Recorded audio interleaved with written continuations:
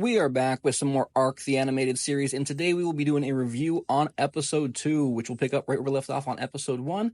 So Helena just took a spear through the shoulder here, and you can see she's in quite a bit of pain and just struggling to escape. She is being chased and pursued by the general's troops, and her trusty Dodo is there by her side.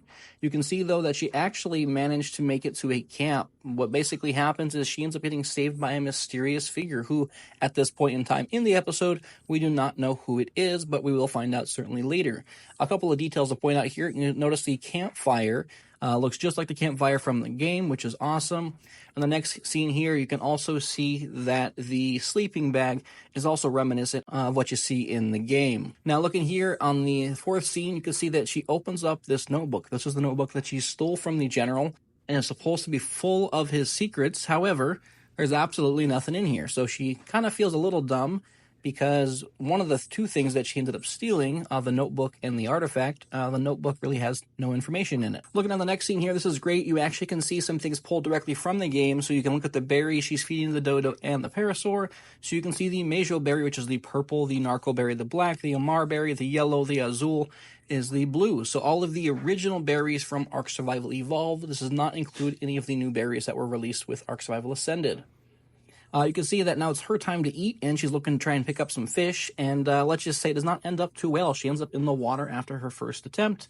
However, she is successful after a couple of tries, but she gets it stolen from her. Trudon comes out of nowhere and snatches up that fish, and you'd think she'd be lucky because the Trudon has something to eat, but he gobbles it up, and his buddies show up, and they want a piece of her. Or, so we thought. They're looking at where they're going to go, and they run right past Helena. They want the big beefy Parasaur. Scary is gonna be dinner tonight. You can see they literally do not care about Helena. They go straight for the Parasaur. So this is interesting here. So the Parasaur in the game, the Parasaur is a decent early game tame. It's got a good weight on it, so it can carry quite a bit of stuff, and it's decent at traveling longer distances. However, it's not all that fast, and when it comes to attacks, it usually just has its headbutt. However, you can see here, it uses a tail swipe to knock these Trudons away to save itself and the Dodo, which is really, really cool. I think it's great that they made these dinosaurs feel more alive and organic than they do in the game. And this next scene here, what? The Dodo is flying, legitimately flying. It flaps its wings from over on the tree over to Helena. So I'm assuming it had some sort of adrenaline rush, because it thought it was going to die, and it flapped its little wings, which is super exciting. So I'm hoping sometime in the future, we'll maybe get to see a moment where possibly it's used as just like a mount where she holds above her to glide. That'd be really, really cool, similar to the creature you can find in the Redwoods. I cannot think of that small little creature's name. You can see, though, that is short-lived. They end up falling down this hole here. Well, there's some danger. Well, Helena falls down. You can see both the Dodo and Scary are up top. And she's greeted by this guy, this super, really mean-looking Sabertooth, which I think they did a great job with. In the game, Sabertooths are honestly kind of small, and you find them around, and you throw one bull at them and a couple of headshots, and they're either knocked out or they're dead. But this is a ferocious creature. The Sabertooths are not as tall as you in the game, even if you're just the default character height. This thing is huge. This looks like the size of like a woolly mammoth in the game, which I feel like is a little bit more on par with its true size. So it looks very, very menacing. So she's not sure what to do. She ends up backing up, and she pulls out this bone. Actually, I want to talk about this because I feel like this is great, using bones as a source of either weapons or armor. The game does not do that. You just have your wood, and then you transition over to your metal. And that's really the only two stages of weapons. But, you have the hide armor, your leather armor, your chitin for bugs. You've got your flak armor, with your steel or metal. But I feel like bone armor could 100% be introduced as a weapon type for for spears and for arrows, possibly swords and armor. So when I saw this, that's the very first thing I thought of. And I would hope sometime in the future, possibly with like the excavations in Scorched Earth, we could see something like that. Hopeful, but it's probably not going to happen. Next one here, though, we meet somebody new. We don't know who she is, but this was the girl who saved us earlier on from the people who are pursuing us, and she ends up dealing with this bad boy for us because we had no idea what to do, or Helen had no idea what to do, and she takes it out with the spear to the side. We then find out, we went through introductions, that she is Chinese and speaks Chinese, and Hela attempts to communicate in Chinese, but honestly, she is just disappointed with the effort and says that it's very, very bad. You can tell she's not having it. So they decide to communicate in English, and she finds out that this is Mei Lin. They start their journey and excavation through the cave here, find these really cool-looking mushrooms. However, she's told, do not touch these things, as they're actually something that attracts a bug. That bug is known as the arthroplora, or the arthro. She refers to it as the fireworm because when its acid spits on you, it extremely burns. In the game, what will happen is if it spits at you, there is a very good chance, unless you have insane durability, it will instantly shred and break all of your armor. So I think fireworm is a great nickname, and the next time I tame one of these things, I will certainly be calling it the fireworm. However, again, look at the size comparisons. We talked about the Akatina in episode 1 and how small that appeared in comparison to the game, and the same thing here with the Arthur. Arthurs in the game are massive, talking the size of a usual snake in real life, whereas this guy is just a little critter. I mean, he's still a big-ass bug, and if I saw it, I would not care for it, but it's much smaller than we do see it in the game. Taking a look at the next scene here, she looks at Helena with her spear and says, "When I bring Nerva down, he will be choking on his own blood with my spear sunk to the hilt in his throat." And immediately, Helena backs up and says, oh, whoa. I see. Well then.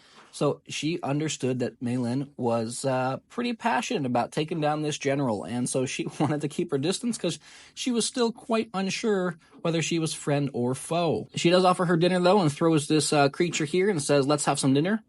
Now, at first glance, I could not tell what this is, but I do believe that it's a giant otter. They end up slicing it up. She teaches it how to skin it, and then they have it for dinner. However, they do have somebody peeking in here, and we get a cool little appearance from a trilobite who's watching them have dinner here in the cave. Typically, we would not see trilobites in caves in the game. I think it's a great addition, as I think it makes a lot of sense. Now, moving on over here, the next morning, or after their nap, Helena decides to take a chance at cooking, and she makes something, and May absolutely loves it. But she doesn't tell her that. She says it is tolerable or passable. But secretly, she's enjoying it, just not wanting to tell her because it's just how delicious it was. Now, they decide they're going to continue their adventures, and then just so you all are aware, this actually is going to be the cave referred to as the Upper South Cave in the game. Now, here she does stop and basically tell her in regards to evil must die, referring to Nerva, saying that we formed an alliance to stop him, and how we did that is from the north, we had Kor and his Skyriders. From the west, we had John and his scouts, and I and my warriors from the south. We nearly succeeded, but then we were betrayed. I was betrayed. And it does not really give us too much information at this point, but I have a good idea of who it may be. I'm very much leaning towards Rockwell because my understanding from the game and having the knowledge there is that at one point he actually communicated and worked with a bunch of different tribes on the island. And so I foresee it most likely being him, but at this point, like I said, we do not know. She mentions the red artifact belongs to Kor, the so-called prophet, and honestly, it does not do us a lot of good in his hands. The third artifact, the blue artifact, I possess. So they go through and they hop down here in this pit, or they attempt to, but a bunch of bats come out, also referred to as the Onyx. This is another one of the creatures that is native to this cave and the majority of the caves on the island. However, the bats actually do not bother them. They're just able to sidestep them, and then they hop down and they are greeted with this sight here, which is a door with a cave and a pedestal. So they end up approaching it, and when they do approach it, everything lights up. Now, May mentions in the past she's never seen this happen before. So I'm not sure if it's just due to the fact that the artifact was not present because the artifact belonged to Nerva and not to her, or what happened. I'm assuming that's what happened.